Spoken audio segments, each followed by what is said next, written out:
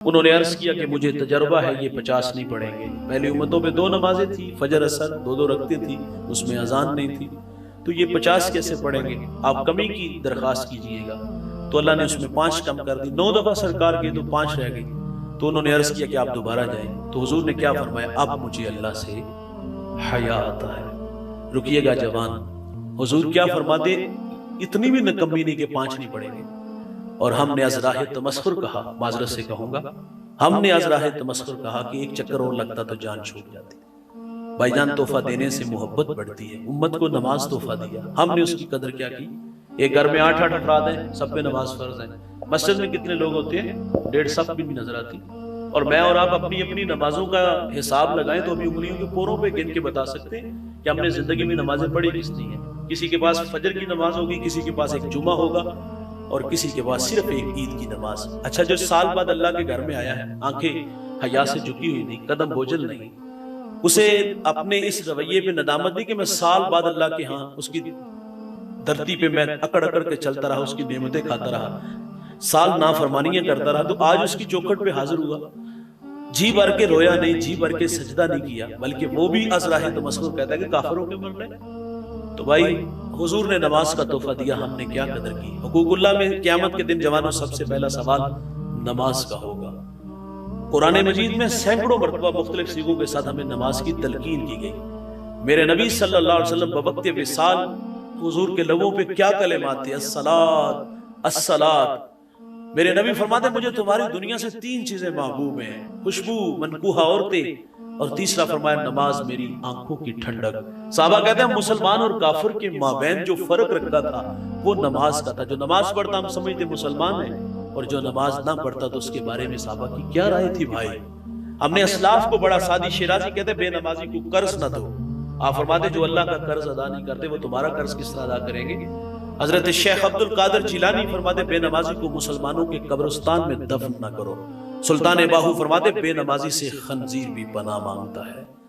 ہم دیکھ لیں کہاں کھڑے ہیں بھائی، ہمارے پاس کتنی نمازیں ہیں۔ حضور کی خدمت میں ایک خاتون آئی، اپنے گناہوں کا اظہار کیا، کہتی مجھے یہ 3 گناہ چین نہیں لینے دے رہے۔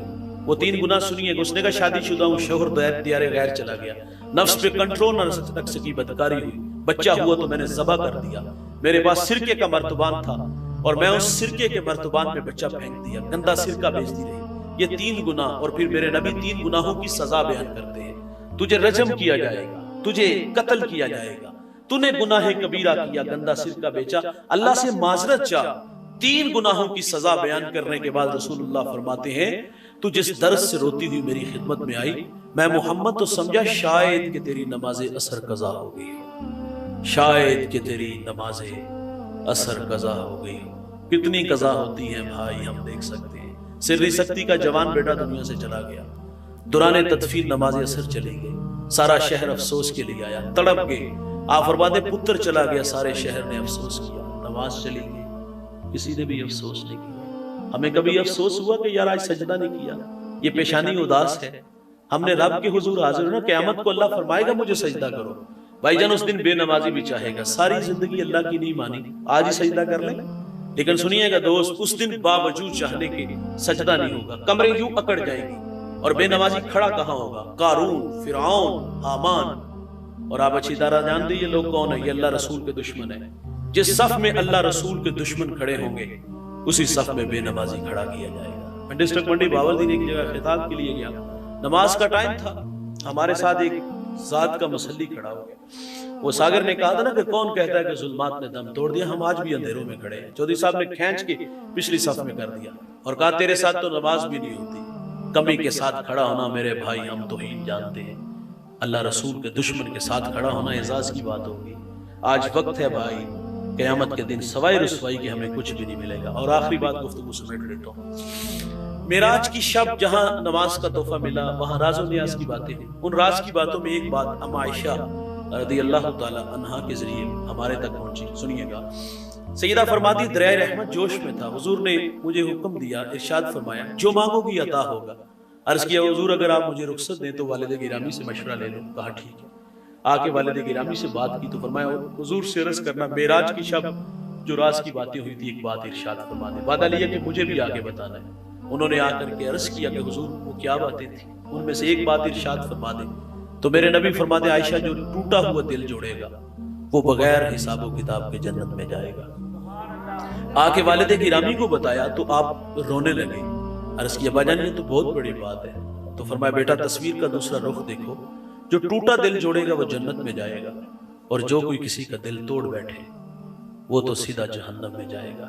آج ہمارے ہاتھوں میں کینچیاں ہے بھائی، سوئی دھاگے نہیں، ہم جوڑتے نہیں، ہم کاٹتے ہیں۔ یہ زبان زہر اگلتی ہے، کوبرا سانپ سے بھی زیادہ زہریلی ہے۔ آج لوگ ملتے ہیں تو بڑے فخر سے بعض بات بتاتے ہیں 25 سال ہو گئے بھائی سے کلام ہی نہیں کیا، منہ ہی نہیں لگایا، تھک کے نہیں چڑھتا۔ میں کہتا ہوں یار 25 سال ہو گئے، تم نے کبھی ماضی کے دریچوں میں اپنا وہ بچپنے کا دھندلا سا نقشہ بھی نہیں نظر آیا؟ انگلی تھام کے چلتے تھے، ایک برتن میں بیٹھ کے کھانا کھاتے تھے، ایک بستر میں لیٹتے تھے، ایک دوسرے سے اداس ہو جاتے تھے۔ کتنا صفاق بھائی ہے یار، بھائی کو دیکھ کے رستہ بدل رہا ہے۔ 25 سال سے کلام ہی نہیں کیا، اور پھر ہم لوگوں نے ناراضگیاں معذرت سے کہوں گا سنبھال کے بھی رکھی ہیں۔ ہم کہتے ہیں کل کو بیٹی جوان ہوگی، نکاح کرنا ہے، میری ضرورت ہوگی۔ ظاہر ہے جہاں رشتہ داری نہیں ہوتی ہے لوگ سوال کرتے ہیں بڑے بھائی نہیں آئے، چھوٹا بھائی نہیں آیا۔